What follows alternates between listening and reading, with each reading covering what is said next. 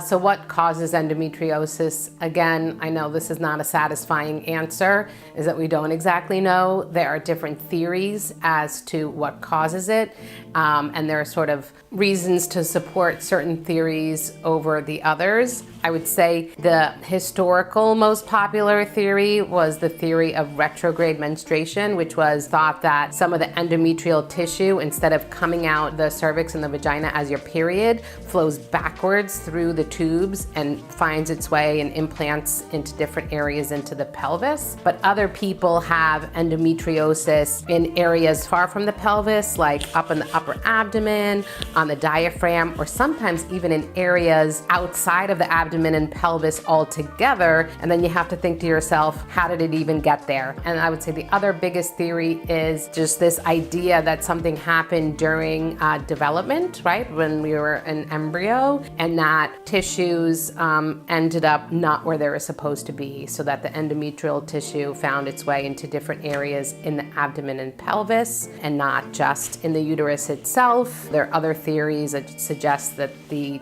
tissue transforms, right? That's some stem cells transform themselves into endometrial tissue. There's another theory that it's spread by the lymphatic system. You know, I think with many things, especially with many syndromes, I think maybe there's more than one pathway sometimes to a certain condition. Like it's a combination and there's many different pathways to the same disease. I know that's not very gratifying or definitive of an answer, but that's the best that I got.